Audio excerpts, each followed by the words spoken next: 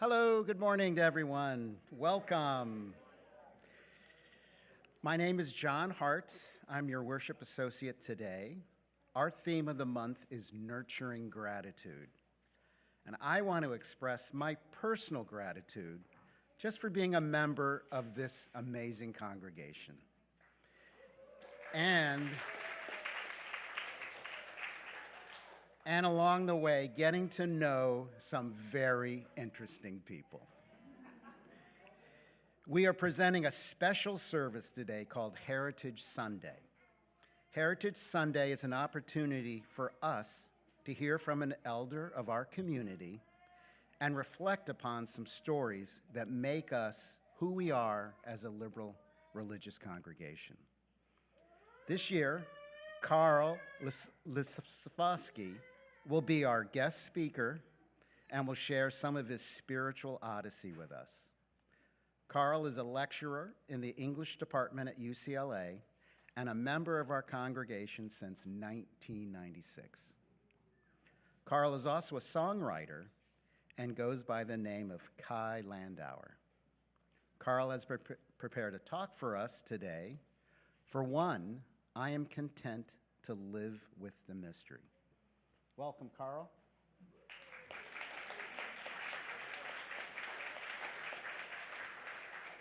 Now, come let us worship together.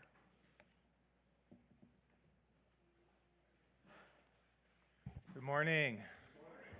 Namaste. Assalamu alaikum. May the peace of the morning be with us all. Welcome to this second annual Heritage Sunday. They say if you do something twice in church, it becomes a tradition, so we'll see what happens. This is a special service to celebrate the elders in our community, and I know some don't like that particular terminology, so we may say the seasoned or the spicy as well. Our living tradition provides us with a glimpse into the spiritual odyssey of one of our beloved members, Karl, and we do this each year to remember the many lineages, the heritage that makes us who we are as a congregation and as Unitarian Universalists. I'm the Reverend Jeremiah Shahbaz Kalendae, and I'm joined on the chancel this morning, in addition to Karl, with our worship associate, John Hart, our director of multi-generational religious education, Jessica Tenhave Place, our director of music, Sandra Choi, our accompanist, Ryan Humphrey, and the newest member of our music program, tenor section leader, Daniel Muskoke Voigt. Daniel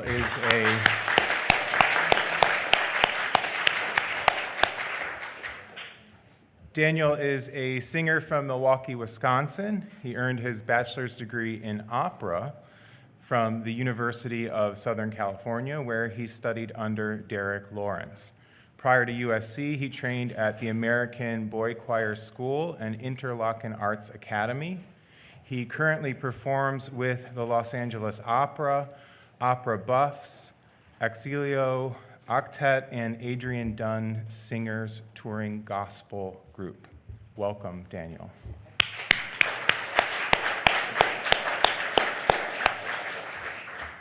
And we're so grateful for each of your presences, both online and in our sanctuary this morning. The Unitarian Universalist Congregation of Santa Monica is a contemporary congregation with roots deep in the centuries-old traditions of Unitarian Universalism. Love is at the center of our liberal faith, and we are called to put it into action through our spiritual values, which include interdependence. We honor the interdependent web of all life. Pluralism, we celebrate that we are all sacred beings, diverse in culture, experience, and theology.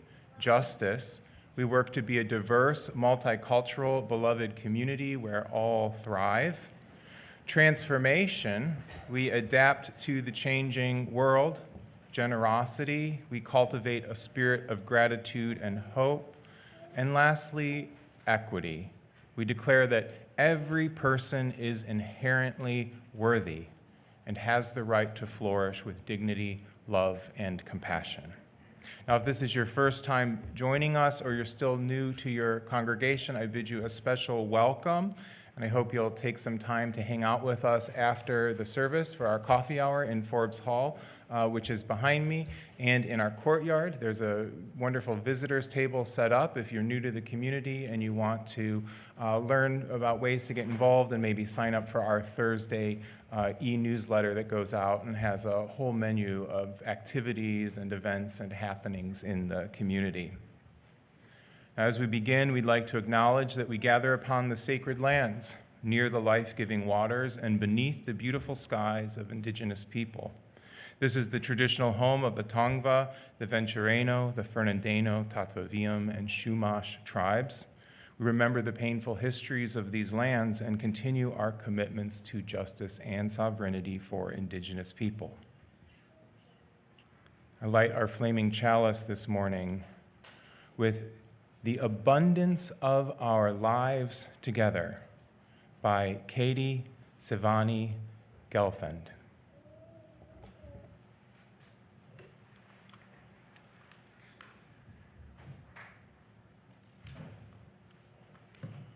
We light our chalice as a symbol of gratitude, as we celebrate the abundance of our lives together. In this sanctuary, we harvest bushels of strength for one another and offer our crop with the hands of compassion and generosity. In the authentic and gentle manner of our connections, we cultivate a simple sweetness to brighten our spirits. May we be grateful for the ways we nourish and uplift each other, for it is the sharing of this hallowed time together that sustains us. Now let us rise in body or spirit and sing our opening hymn, number 187 in the gray hymnal, "It Sounds Along the Ages." And then please remain standing for our covenant and hymn of praise.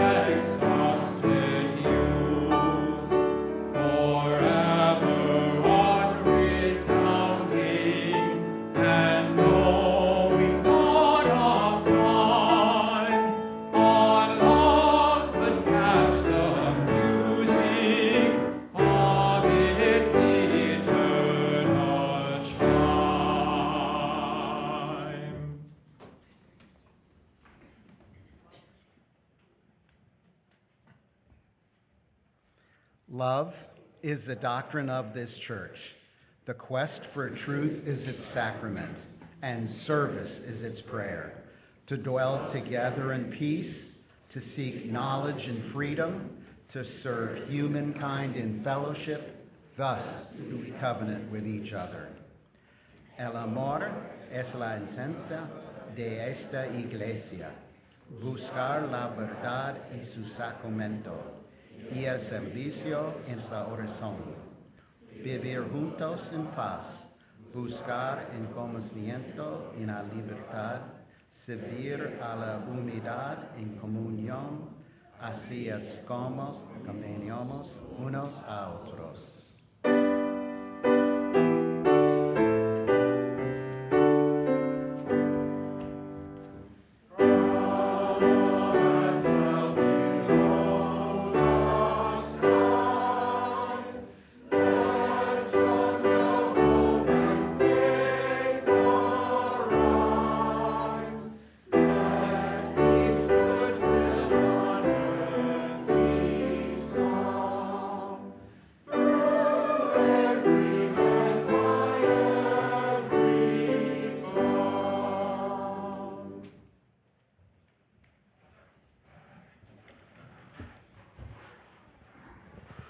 Good morning.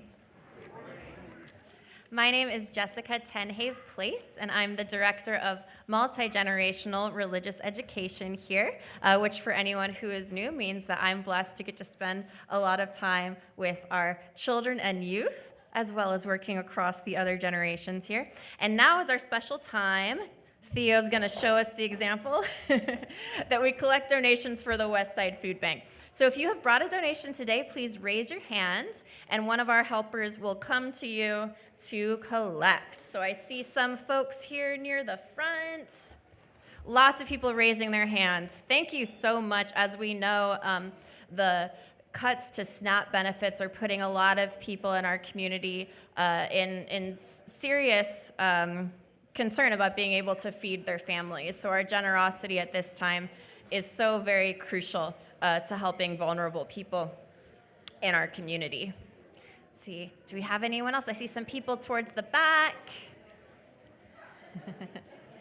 Thank you so much to our kids for helping out. We like to model that service is an important part of our faith here. And so we have all ages involved in that service. Another thing anyone can always jump into is helping with lunches for bunches after worship. There's folks assembling lunches for people in need there. So many ways to serve and help the underserved people in our community. What do you got there, Zia? Lots of cans. Always a great thing to bring. Cans or other shelf-stable items will keep for a long time at the Westside Food Bank and feed lots of people. All right, see lots more canned food. We got some cereal, peanut butter. Thank you everyone for generously sharing. And as we pile up all of our donations, now is the time. I'll invite any of our younger friends who would like to join us up to the steps for our time for all ages. So I'll meet you down on the steps.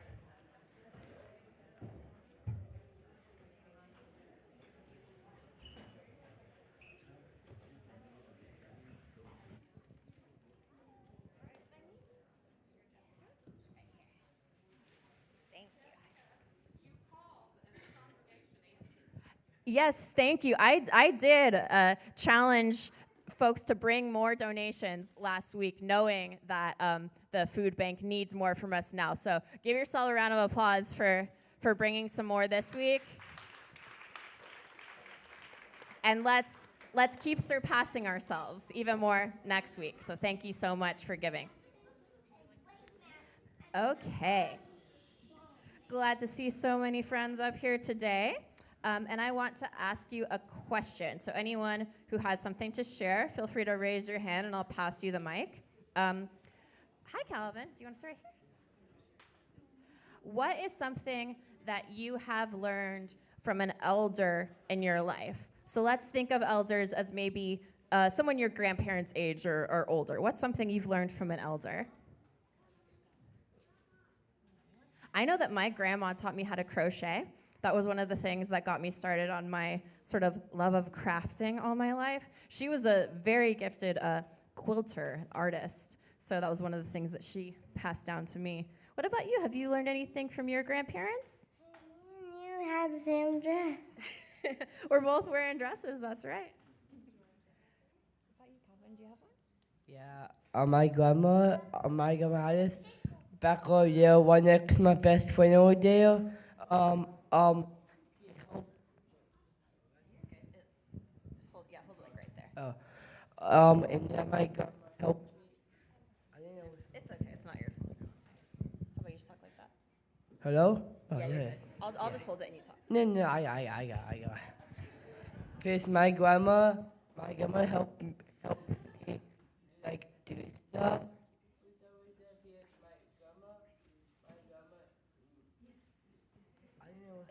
It's not your fault. Just talk real loud so everybody can hear you. Okay.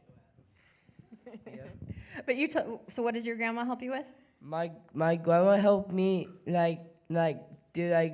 help me to make me happy to be with me, and because I love my grandma because she is nice to me, she is sweet, and I love her, and of my heart too, because I care about my grandma, because my grandma, because someone's birthday yesterday from like a couple of days ago, like from the 9th, is my friend grandma came because got married.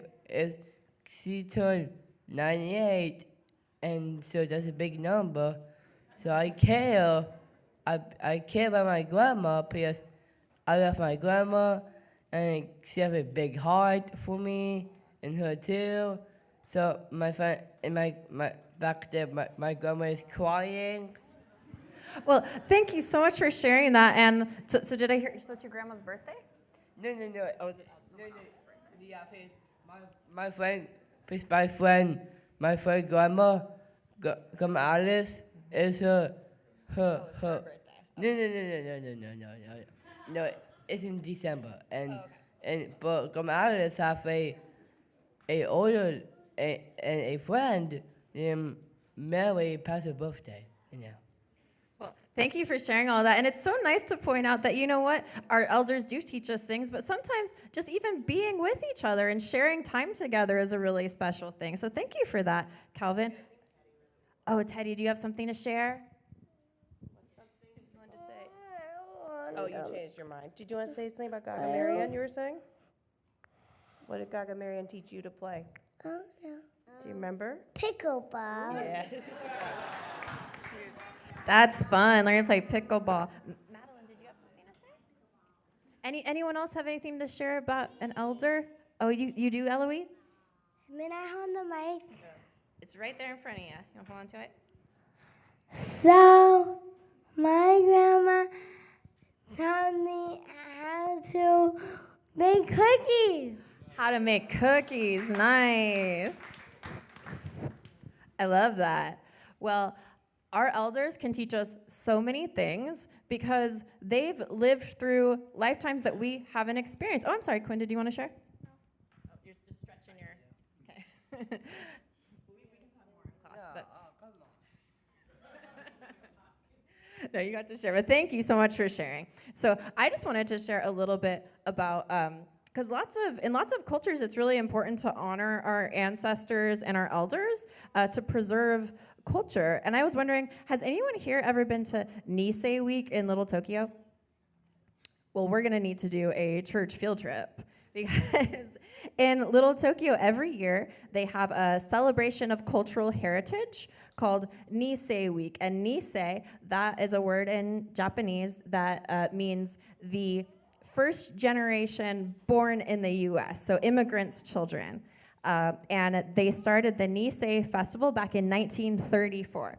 And it's been going on ever since. And it's meant to connect the generation born in Japan with the first generation of American-born immigrants. And I got to see this year, for any Trekkies in the house, George Takei was speaking at Nisei Week. And he lived through something really important in history. The only time that the Nisei Festival didn't happen was between make sure I got my years right here, 1942 and 1946. Does anybody know why they wouldn't be having that festival then? I saw you first, Dina. Because of World War II. That's right. And does anyone know in particular, do you know what happened with the Japanese people in the U.S. yet? So the Japanese were, so in World War II, there were the Axis and the Allies, and the Japan was on the Axis side, and so the U.S. sent all the Japanese people in the U.S. to, like, containment camps. Yeah. No, that's right. And so the U.S. sent both immigrants from Japan and American citizens of Japanese descent into internment camps during those years. So 42 through 46, that's why there was no Nisei festival, because people who lived in Little Tokyo were taken from their homes and sent to these camps just for their ethnicity, which is very unjust. And this year, Mr. Takei was speaking out against what's happening today with ICE, because he says it reminds him of when he was a child and soldiers came to his house to take away his family. And so when we listen to our elders, we can learn about history and how things have happened before. And with their knowledge of those things that have happened before, we can make the world better in our present and in our future. So I'm excited to learn more about our elders and our heritage. And so what we do next, for anyone who's new, everyone in kindergarten up through 6th grade can come join us in the cottage where we have our religious education lessons. So let's sing our way out, everybody.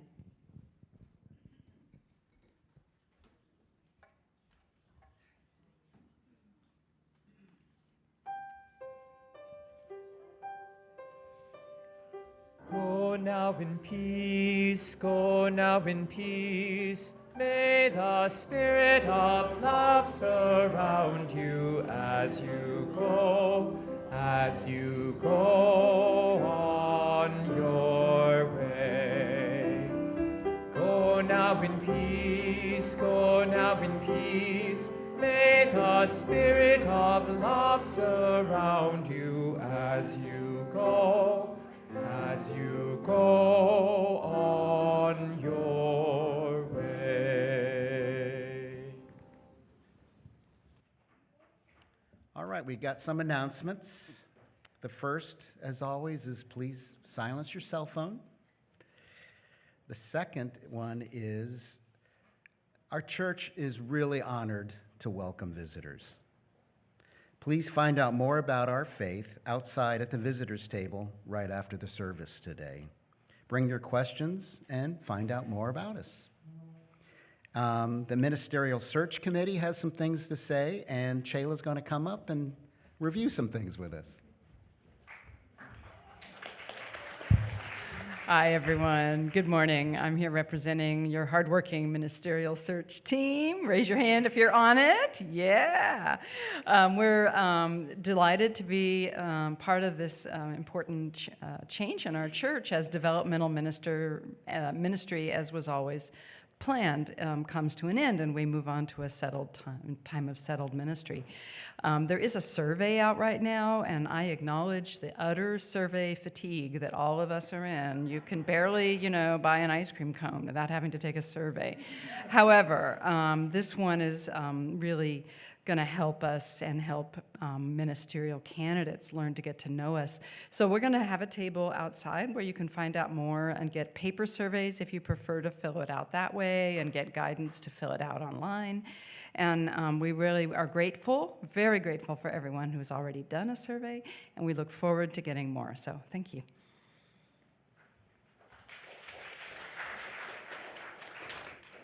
And today, the search committee also has a small group meeting, right, Shayla, in the cottage? Yeah.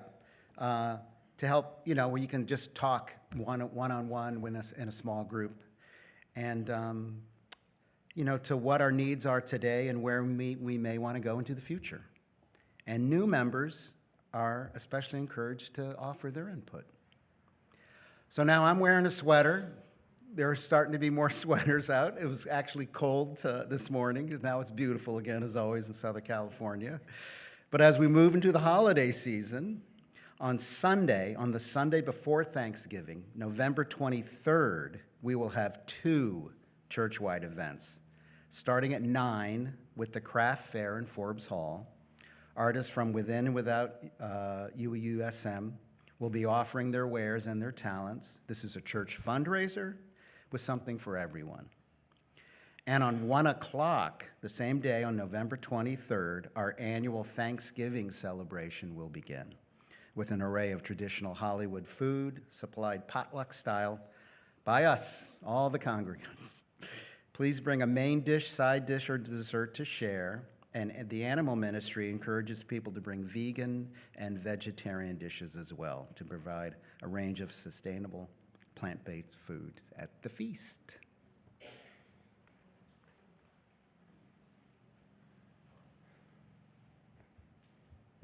Now, we'd like to take a few moments to deepen our reflection on our unique heritage this morning. We are the recipients of gifts from generations of religious liberals who came before us, and indeed, the recipients of gifts of so many who are among us. Spiritual tradition is far vaster than any one person, group, ritual, community, or philosophy of life. It's what we inherit from the many generations, passing wisdom, resources, courage, freedom, hope, faith, and love from one generation to the next. We're a multi-generational congregation. And religious communities are one of the few places in our society where you can still belong to a community whose members include people on all stages of the lifespan.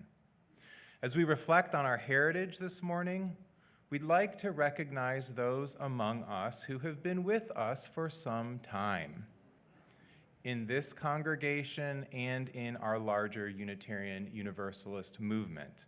Those who have been co-creators of this heritage that we inherit and that we honor today.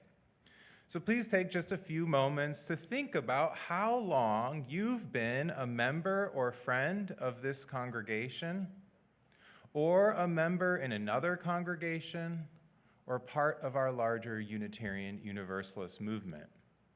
In a moment, I'll ask you to rise in body or spirit, depending on how long you've been around. It's a part of our liberal and liberating movement. And then please remain standing as we witness the generations among us, one after another, present here and now with us, and honor each with our gratitude and praise. As there are many members and friends who cannot be here with us today or may be joining us online, also feel free to call out any names who you may be thinking of who you think might be included in that generation.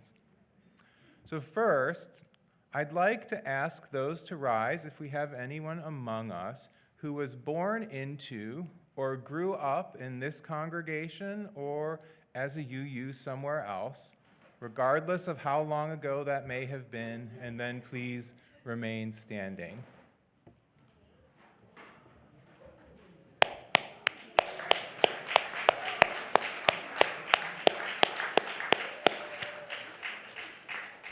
Next, I invite, please remain standing, but next I invite those who have been a member or friend of this congregation or part of our larger UU movement for 50 or more years to please rise.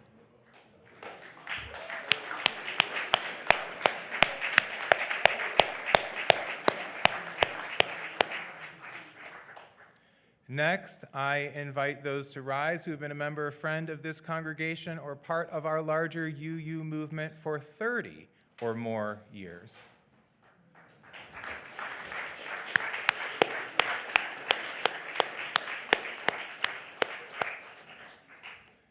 And those who have been with us for 20 or more years, please rise.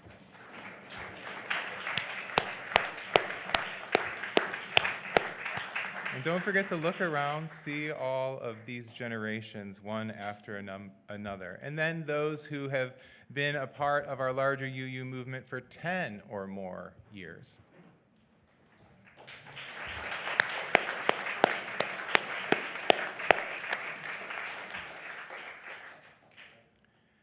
And lastly, those who have been a part of our UU movement for 5 or more years.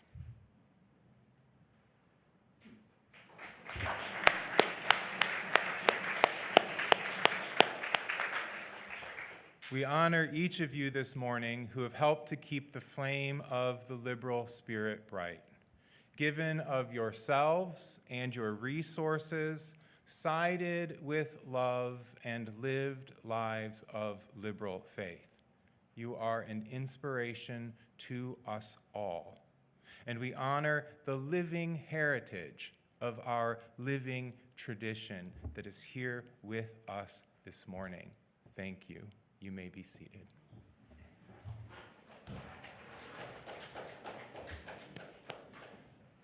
Now, as we do, let us take a few moments to greet our neighbors, and Ryan will begin the music to call us back to community. So let's take a few moments.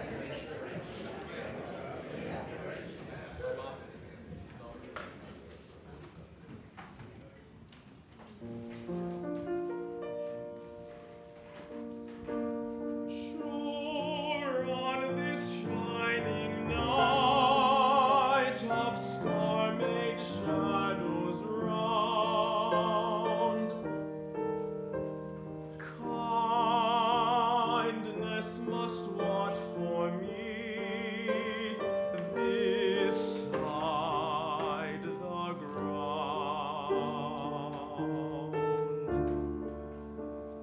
The late year lies down the north, all is healed, all is health. High summer holds the earth, hearts all whole.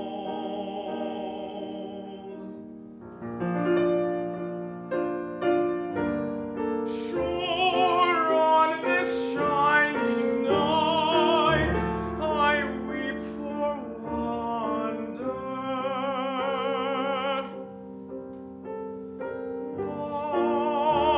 wandering far alone of shadows on the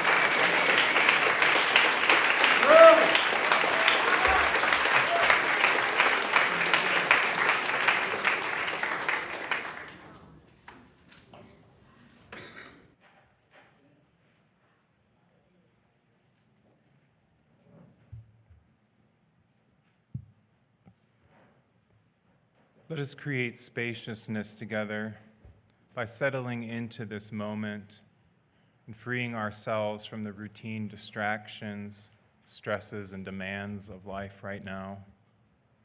Let us instead find the peace that pervades this very moment and make our home there for this brief period of stillness and calm.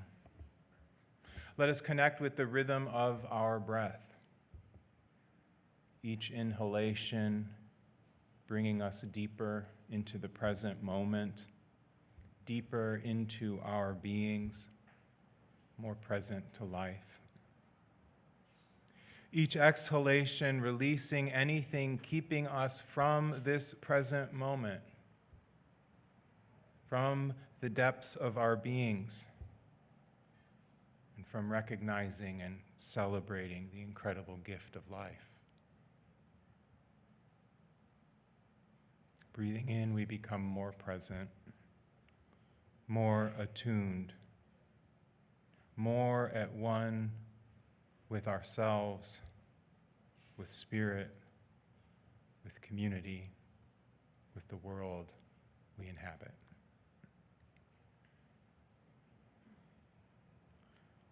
I have one great sorrow to share with the community this morning. Our beloved Trish Brassard died yesterday afternoon after a long health struggle, and she left us in peace, surrounded by family and loved ones, and with the care of so many in this community. Let us hold Trish and all those who knew and loved her in the light of our beloved community this morning.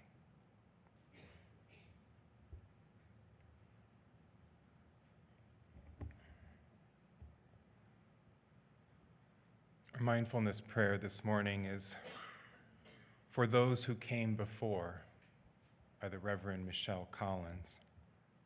I invite you to join me in the spirit of prayer and meditation.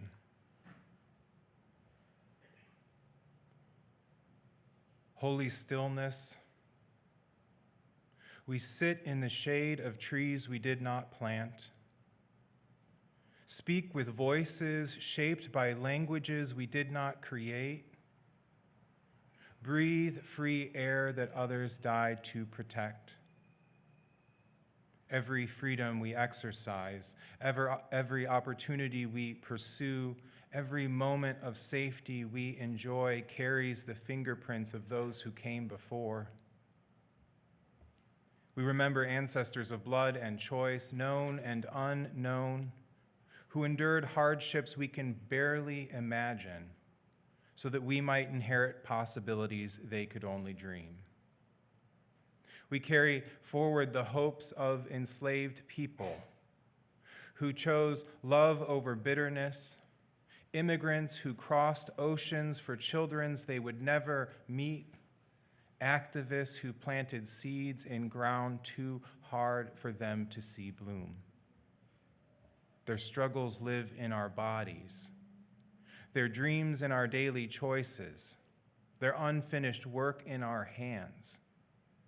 May we honor their sacrifices, not through nostalgia, but through action, not through guilt, but through gratitude that moves our feet toward justice.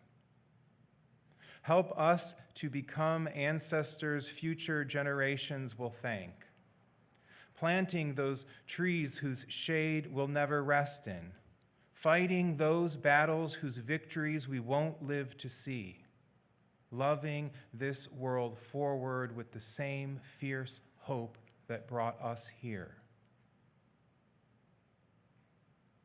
Let us offer the meditations of our spirits and pour forth the prayers of our hearts now in our brief minutes of silent meditation.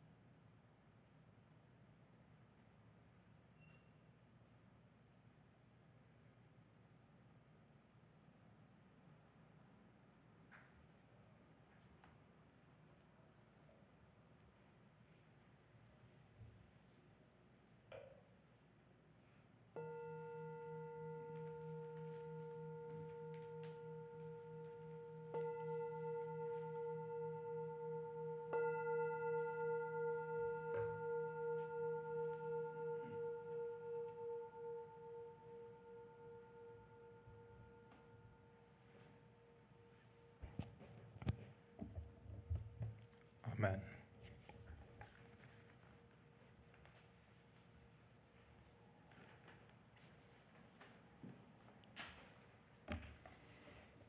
Good morning.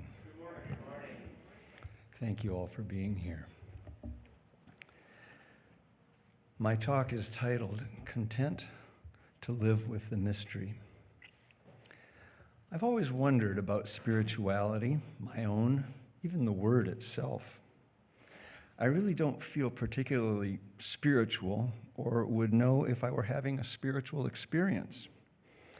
Me, I'm comfortable in the material world of making things, in the intellectual world of analyzing things, and the emotional world of the heartfelt. The spiritual, I honestly don't know, but I am content to live with the mystery. Here's my story. I was born in 1955 in a small town in northern Michigan called Alpena. We belonged to the Congregational Church, a Protestant church, where I got Sunday school lessons on the life and virtues of Jesus, morality lessons. Mine was a mostly secular family, but my parents probably felt obliged to belong to a church as much for appearance's sake as devotion to God. In 1962, I was 7, and my mom said, "Karl, we're moving to Spain, Barcelona, Spain," and we did. Now, Spain in those days was a thoroughly Catholic country where going to Mass was not an issue. People simply went. We had a maid named Philo, and I used to go to Mass with her. And I remember being delighted at the ritual, moved by that ritual even, and the incense and the iconography. Down the coast from Barcelona lay a little coastal town called Sitges, which had an annual Corpus Christi celebration. Early in the morning, trucks would arrive with loads of carnation blossoms, all colors. The faithful decorated the street in elaborate floral patterns. Using carnation blossoms, a stunning work of art, which in the afternoon was trampled mercilessly by a parade of saints. The rich symbolism was not lost on me, a 9-year-old child, as I witnessed the massacre of flowers echoing the suffering of Christ. The Catholic Church was significant for me in another way. I attended a boys' camp in the Pyrenees Mountains run by Escolapio priests. One seminarian, a camp counselor, taught me 3 chords and 2 songs on the guitar. And this represents the dawn of my songwriting, perhaps my most spiritual practice. Also, we occasionally took excursions and so celebrated Mass outdoors on a large flat rock serving as an altar. Father Andres carried a day pack with a chalice and a crucifix and offered communion right out there on top of the mountain under the sun, once memorably in the shadow of a passing eagle. I get choked up still remembering that. So in these ways, the Catholic Church enriched me as a young person. I was 13 years old when my father died an early death. My mother moved us back to the United States, where I entered high school and my sister Jessica entered community college, back in our hometown in Alpena, Michigan. I joined the Congregational Church youth group called Pilgrim Fellowship. There was some emphasis on Christianity, Bible lessons featuring Jesus as protagonist, but the meetings were largely social, planning picnics, canoe trips, things like that. However, in 1971, some of us went to a Christian camp downstate on Lake Michigan somewhere. But these people were Christian, heavily so, born-again Christians. But I played guitar, which allowed me a special place in the fold, put me at the center of it all as we sang songs around the campfire. Crossing over one by one, moving on toward the setting sun. Don't let 'em catch you with your work undone. Crossing over one by one. I found the magic and togetherness in this irresistible, and the warm, accepting, loving sense of community touched a side of me that wanted closeness with fellow travelers on a spiritual path. One evening of music and inspiring sermon, as the event reached a fever pitch, I took the Lord Jesus Christ into my heart as my personal Savior. After that, I was a Jesus freak for a while, about 6 months. By 1972, my Jesus freak era ended when the secular world made itself known to me.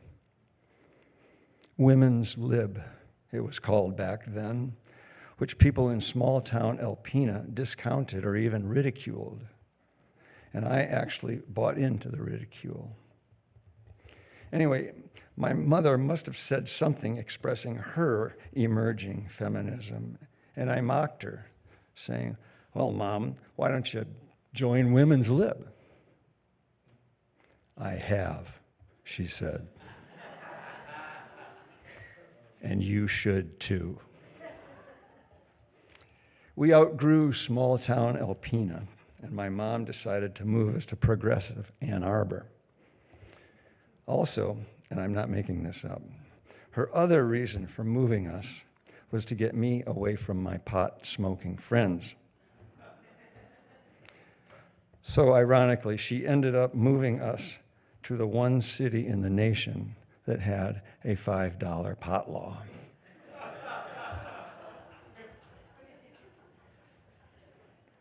At the University of Michigan, my about-face from traditional religion was complete. I actually came to be ashamed of my Jesus freak days and did a deep dive into philosophy, linguistics, and anthropology, the realm of reason.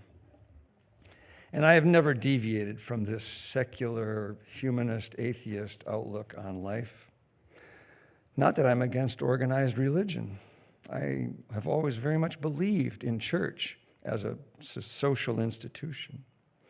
In fact, my mother found work at none other than the Unitarian Church in Ann Arbor.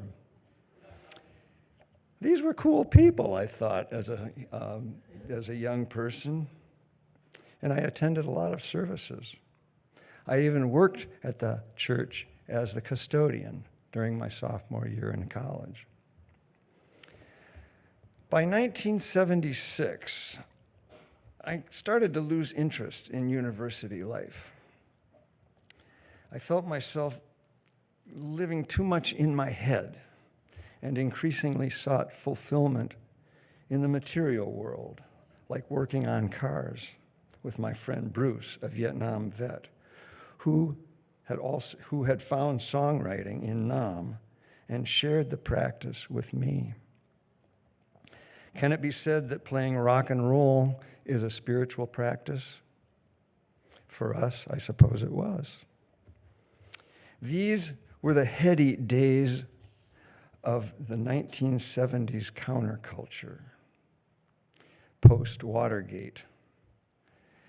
The national spiritual crisis that was going on then fueled my own, to the point where I decided that I wanted to drop out of society. I left University of Michigan, left Ann Arbor in a yellow 1972 Toyota Corolla with $400 in my pocket, and landed in the foothills of the Sierras of Northern California.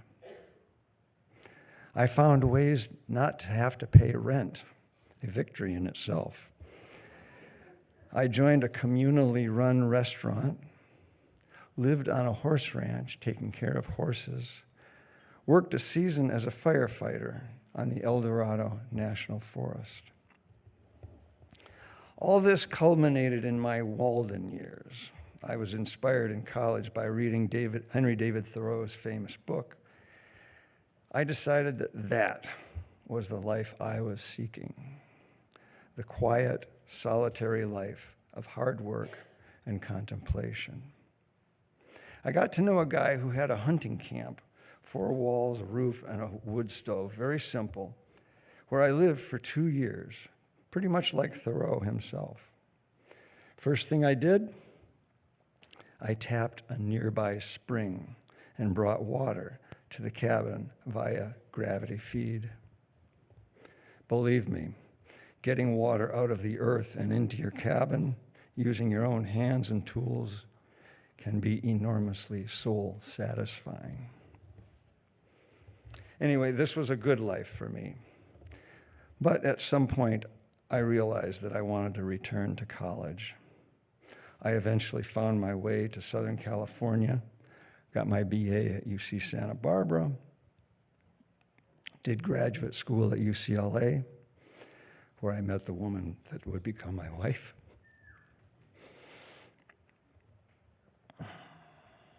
We had 2 children, and we raised them in this very church through RE, coming of age, YRUU.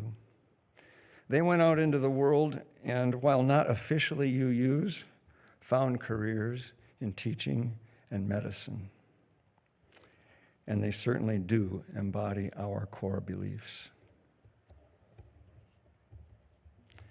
So, after this journey of mine from small-town congregational church to a heavy dose of Roman Catholicism, to a short stint as a Jesus freak, to an adult life as a secular humanist atheist, what do I believe? For one thing, I echo Frank Lloyd Wright, who says, I believe in God, and I spell it Nature. And I believe in the UU principles. Beyond that, I believe that we humans inhabit a cold, dark universe that is 14.2 billion years old, where for all that time, atoms and molecules have been colliding and combining randomly, forming galaxies and stars and planets. And when certain collisions happen enough times, a different kind of molecule eventually arises, which on this planet yielded a primordial soup. And that evolved to increasing complexity and eventually consciousness. And it is from that fortuitous miracle that all the beautiful things that comprise our human experience, that make life more than a search for sustenance and procreation, but also an opportunity to live, learn, and love, and pray, and behold the wonders that 14.2 billion years of evolution have delivered us. And what is the meaning of it all? I, for one, am content to live with the mystery.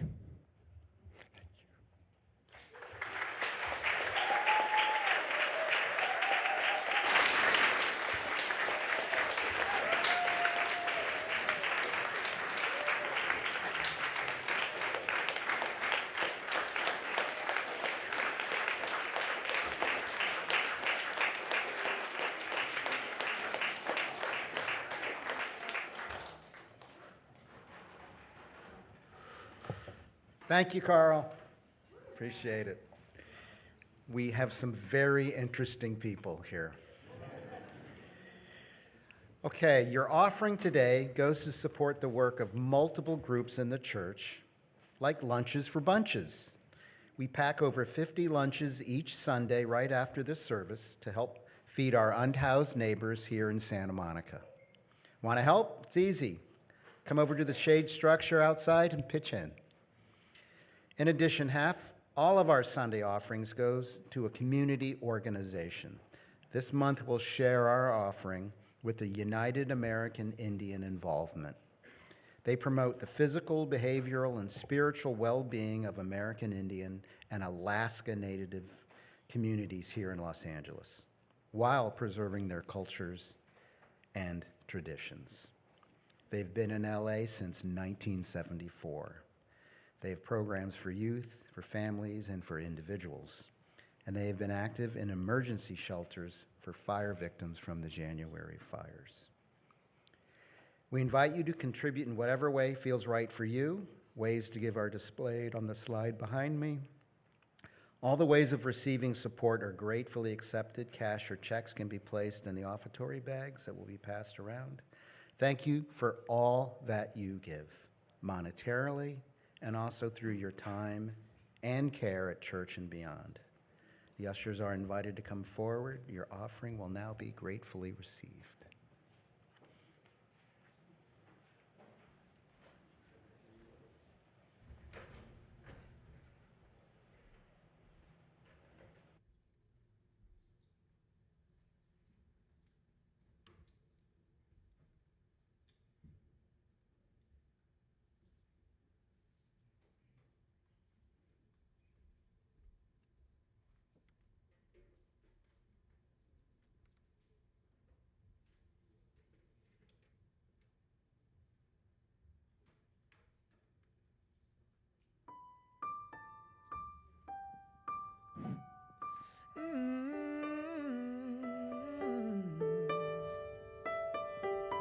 I'm gonna make a change for once in my life. It's gonna feel real good, gonna make a difference, gonna make it right. As I turn up the collar on my favorite winter coat, this wind is blowing my mind. I see the kids in the street with not enough to eat. Who am I to be blind, pretending not to see their needs? A summer's disregard, a broken bottle top, and a one-man soul. They follow each other in the wind, you know, 'cause they got nowhere to go. And that's why I want you to know I'm starting with the man in the mirror.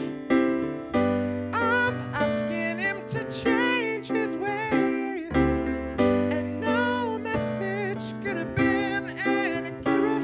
If you want to make the world a better place, take a look at yourself and make a change. Na na na na na na na na na. Oh.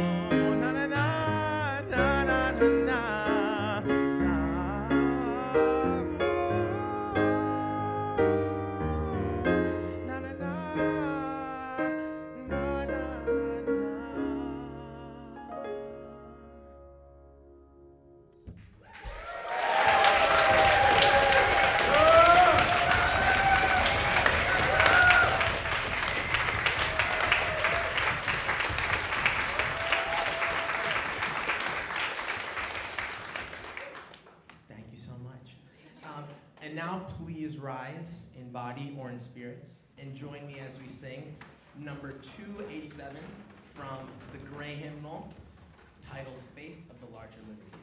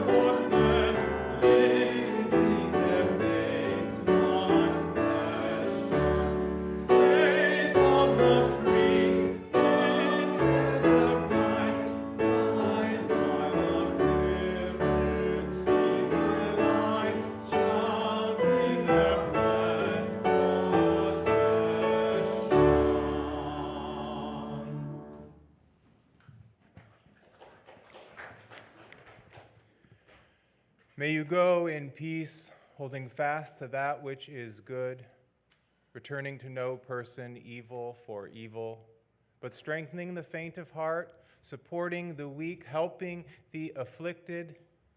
May you go forth into this day, honoring all beings, being blessed, and being a blessing. Amen.